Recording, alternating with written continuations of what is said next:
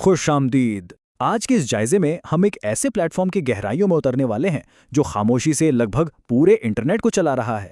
یہ اب صرف کوئی عام سا بلاگنگ ٹول نہیں رہا، بلکہ ایک زبردست اے آئی پر مبنی ویب کی بنیاد بن چکا ہے۔ تو چلیے اس سفر کا آغاز کرتے ہیں۔ ٹھیک ہے، جلدی سے دیکھتے ہیں کہ اس جائزے میں کیا کیا شامل ہے۔ سب سے پہلے ورڈپریس کی اس سب سے بڑی الجھن کو سلجھائیں گے جو سب کو پریشان کرتی ہے۔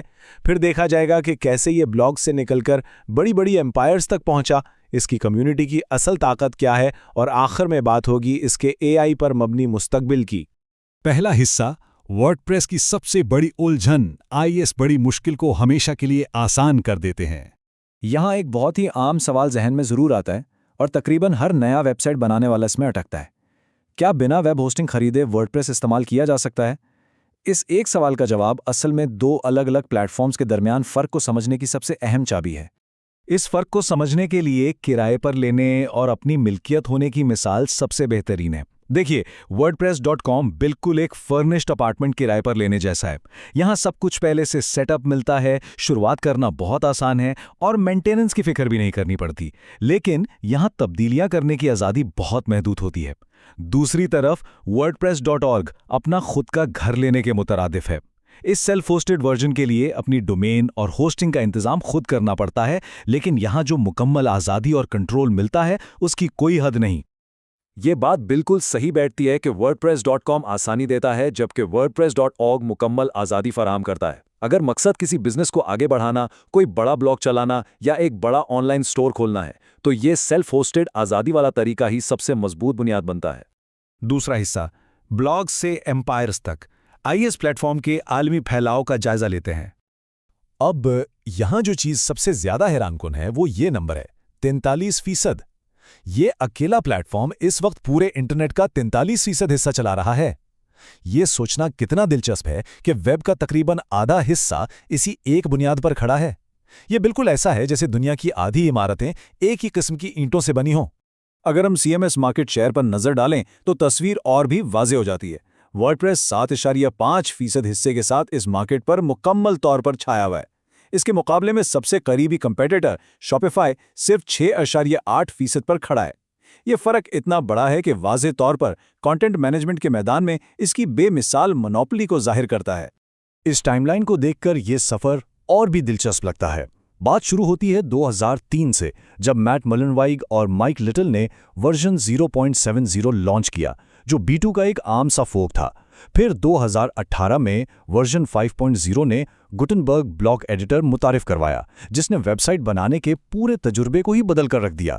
اور اب 2025 میں state of the word event کو ہی دیکھ لیں۔ وہاں مجمع کے سامنے سٹیج پر لائیو تاریخی ورژن 6.9 کو ڈپلوائے کیا گیا۔ ایک بٹن دبایا اور دیکھتے ہی دیکھتے لاکھوں سائٹس بغیر کسی خرابی کے اپ ڈیٹ ہو گئیں۔ یہ اس پلیٹ فارم کی مضبوطی پر ہونے والے عظیم اعتماد کا ثبوت ہے۔ تیسرا حصہ، کمیونٹی کی طاقت۔ اب ان لوگوں کی بات کرتے ہیں جو اس کوڈ کو زندہ رکھتے ہیں اور اس عظیم نیٹ ورک کو چلاتے ہیں۔ اگر صرف 2025 کی ہی بات کی جائے تو 39 ممالک میں 81 ورڈ کیمپس منعقد ہوئے، جن میں تقریباً 1 لاکھ لوگوں نے شرکت کی۔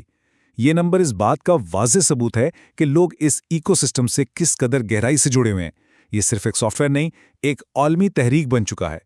اس کمیونٹی کے دن رات کی محنت کی وجہ سے ایکو سسٹم کی ترقی سچ میں حیران کن ہے۔ 7,000 سے زائد پلگنز کا دستیاب ہونا اور اس سال کے آخر تک 2.1 بلین متوقع ڈاؤن لوڈز، یہ نمبرز واقعی ہوش اڑا دینے والے ہیں۔ ایک اور زبردست بات یہ ہے کہ 56% سائٹس اب ایسی زبانوں میں چل رہی ہیں جو انگلش نہیں ہیں، جیسا کہ جاپان میں اس کا بہت بڑا مارکیٹ شیئر ہے۔ یہ سچ میں ایک گلوبل قبولیت کا بہترین نمونہ ہے۔ اس کی ایک خوبصورت مثال نکارگوا کی اس کہانی میں ملتی ہے۔ یوتھ ڈے کے موقع پر وہاں 75 نوجوانوں نے اپنی زندگی کی پہلی ویب سائٹس بنائیں۔ انہوں نے ایک دوسرے کو تھیمز لگانا اور لے آؤٹ سیٹ کرنا سکھایا۔ یہ واقعہ بہت خوبصورتی سے بتاتا ہے کہ اس کمیونٹی میں تبدیلی کا آغاز اعتماد کے ایک چھوٹے سے لمحے اور ایک دوسرے کو سکھانے سے ہی شروع ہوتا ہے۔ یہی وہ اصل جادو ہے جو اس سسٹم کو طاقتور بناتا ہے۔ چوتھا اور آخری حصہ، AI پر مبنی مستقبل۔ آئیے دیکھتے ہیں کہ ورڈپریس انٹرنیٹ کے اس نئے دور میں کس طرح شامل ہو رہا ہے۔ ये एबिलिटीज एपीआई का कॉन्सेप्ट सुनने में शायद थोड़ा टेक्निकल लगे, लेकिन इसे आसान लफ्ज़ों में एक बेहतरीन मुतरजम या ट्रांसलेटर के तौर पर देखा जा सकता है। ये दरअसल एक ऐसी रजिस्ट्री है जो बिल्कुल वाज़े अंदाज में बताती है कि वर्डप्रेस क्या क्या कर सकता है, ताकि बाहर के एआई सिस्टम्स इसे महफूज और दुरुस्त तरीके से समझ सकें। यानी अब एआई और वर्डप्रेस बिल्कुल एक दूसरे की ज़बान बोल सकते हैं। इस एआई को प्रैक्टिकली एक्शन में देखें तो सच में हैरत होती है। जैसे होस्टिंगर का कोडी टूल सिर्फ एक छोटी सी डिस्क्रिप्शन पढ़कर मुकम्मल वेबसाइट खड़ी कर देता है। इसी तरह टेलेक्स आम बोलचाल वाली जबान को सीधा गुटनबर्ग ब्लॉक्स में तब्दील कर देता है। यहाँ तक कि एक्सपेरिमेंटल ब्राउज़र्स बिना किसी इंसानी मदद के खुद नेविगेट कर रहे हैं। लेकिन यहाँ सबसे अहम बात यह है कि इन टूल्स का मकसद इंसान को पीछे करना नहीं, बल्कि इंसानी फैसलों को कई गुना बढ़ाना है। इस पूरे जायजे को समेटते हुए जो बात निकलकर सामने आती है वो वही है जो मैरी हबर्ड ने बहुत खूबसूरती से बयान की थी। उनका कहना है कि हमारे पास कोड से बढ़कर बहुत कुछ है। ये एक मोमेंटम है, कल्चर है और एक ऐसा सिस्टम है जहां लोग काम करके सीखते हैं और सामने आकर लीड करते हैं। इस प्लेटफॉर्म की सबसे बड़ी ताकत उसकी ओपन सोर्स बुनियाद और आज़ादी पर तवज्जो है। आखिर में एक बहुत ही गहरा और सोचने पर मजबूर करने वाला सवाल छोड़े जाते हैं। ओपन सोर्स आज़ादी वेब के आने वाले 20 सालों को किस तरह तश्कील देगी? क्या आने वाला इंटरनेट बंद दरवाज़ों और महदूद निज़ामों पर मबनी होगा, या फिर लोगों की आज़ादी और कम्युनिटी पर मबनी एक खुला आसमान? ये एक ऐसा सवाल है जिस पर गौर करना वाकई लाजमी है।